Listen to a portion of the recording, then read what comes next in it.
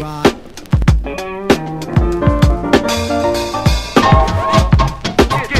down to this. Yes, I am.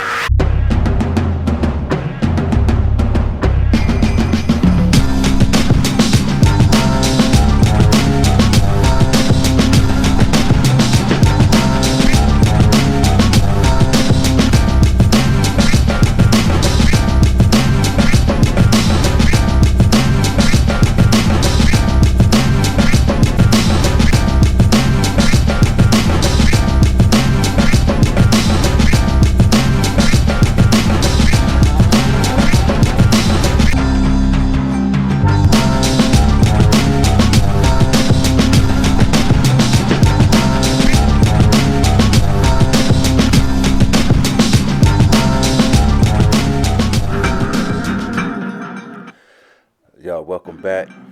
Another episode. Yes, ILLz live music production. Right now I'm dealing with the sample that I guess I went through this whole album and I found a couple potential samples that I could use. So I'm looking for that.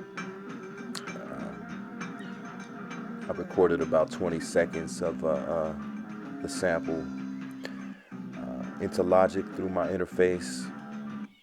Again, using a two-way auxiliary,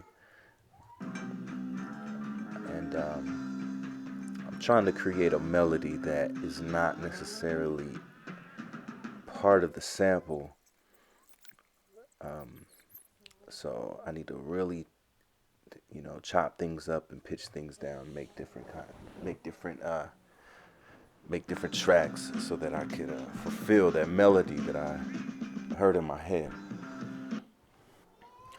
So the kind of melody that I was thinking of, well, at least the vibe of the track was going to be really, really upbeat. So I had to find a really bouncy, really upbeat drum break to drag it in there.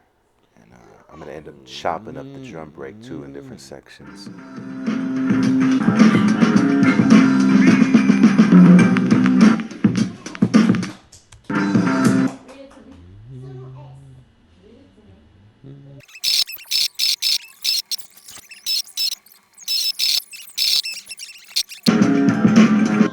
So what I'm doing here is chopped off a piece of the sample, drag it down to another track.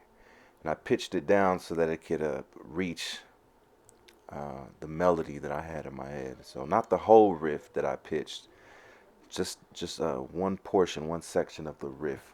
I had to pitch down 2 octaves. Oh my God, I can't see this.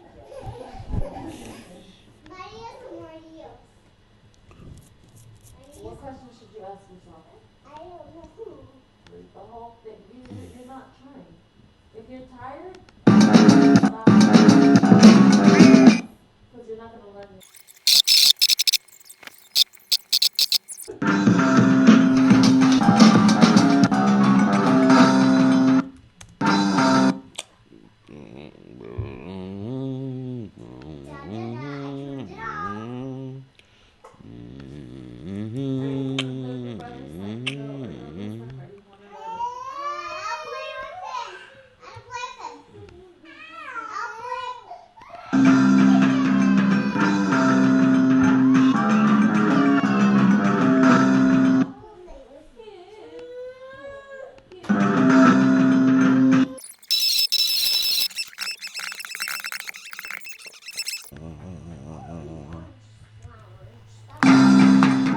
So what I'm doing right here is using flex. It's a outstanding way to chop up your samples instead of actually having to chop them up and lay them down. You can play whole audio portions of the sample and grab and drag the audio elements, and if you want to line them up, which quantize them, make them on beat, or if you want to change the entire swing of the audio track, You could change the time signature. You can change the swing of the actual sample by using flex.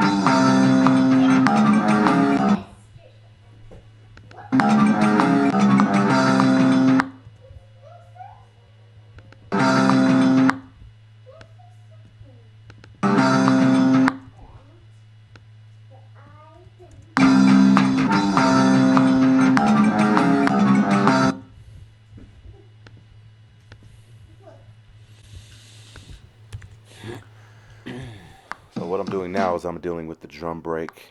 What I'm gonna do is chop the 1 and chop the N, and basically stretch it to the counts that I'm looking for. And, again, another hint, some more advice of chopping up drum breaks. Never place the cut directly where the audio begins. Zoom it all the way in to 100 or 1000 or whatever that it goes to, and cut just a little bit more to the left, a little bit more to the right of the beginning and of the end of the sample. Give the sample a little bit of space before the audio kicks in, so that your drum break doesn't have a clip when you end up using it.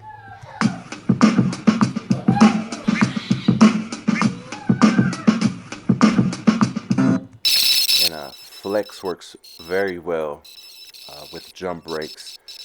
You know, being able to quantize live audio drum breaks, because a lot of these old samples from the 70s or 60s or what have you, they're not always using a metronome, and you're dealing with a human factor, which is good, but using flex, you're still able to manipulate where that kick lands, where that snare lands. So flex is a awesome tool.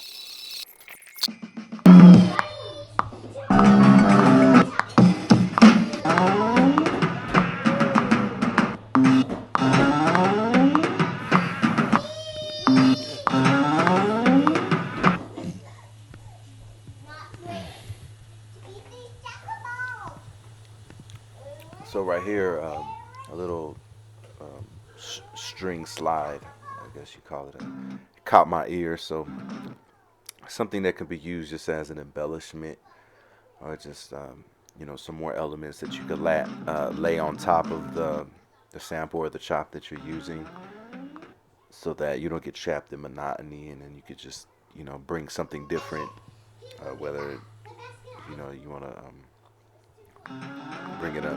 bring it in on the ninth count or something like that.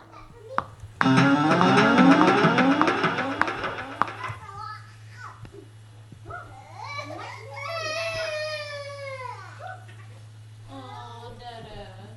So, Dada, big Mr. Dada. I'm getting your stuff ready, puppy. Mommy can do it, okay? Oh, let's dance the music. Turn the music on, Daddy. Let's dance. Dance to the music. Dance, dance. Dance to the music. Dance, dance.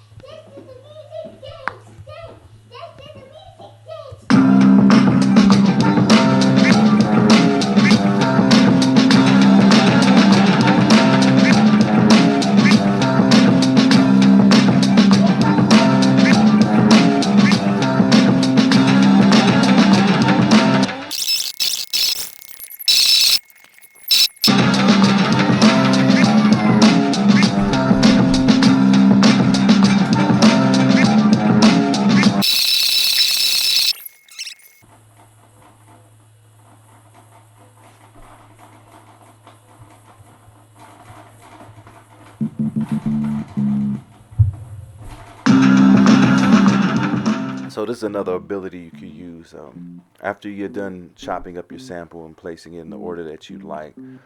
You could still hear a bass line underneath that. So you know, this is one direction you could go, which is, you know, going in with another bass line and laying down the same bass that's, you know, from the chop or from the sample that you used. You know, the other way that you can do is that you can make a separate track, take out all the highs and mids and amp up the lows and use that as your bass line.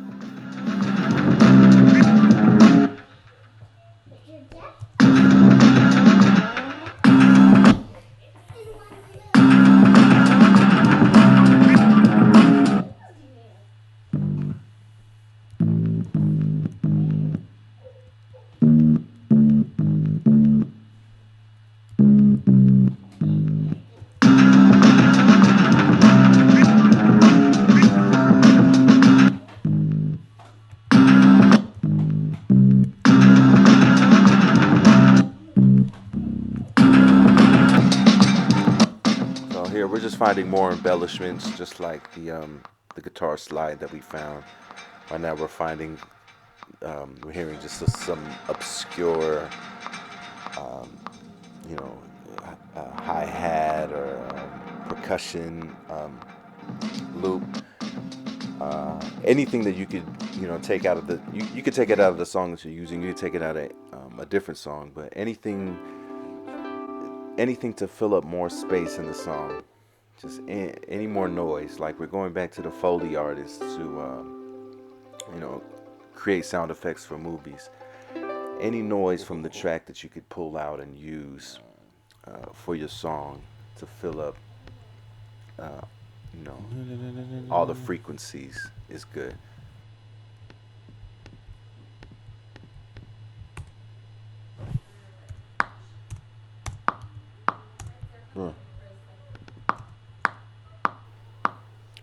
So here I found a harp sample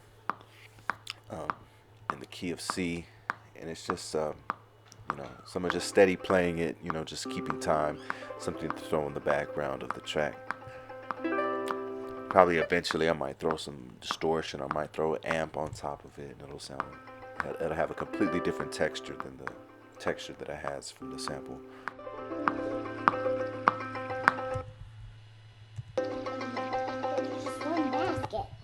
Just gotta bring the basket and then. So yeah, thanks for watching me produce just the beginning stages of this beat. I think in the final beat, you know, I added some changes in there. You know, on the 9th count, I added some bridges or some chorus tracks in there, but it's relatively the same as this. So you guys just check it out, give me your feedback. Hope you learned something, and check out my next one. Peace.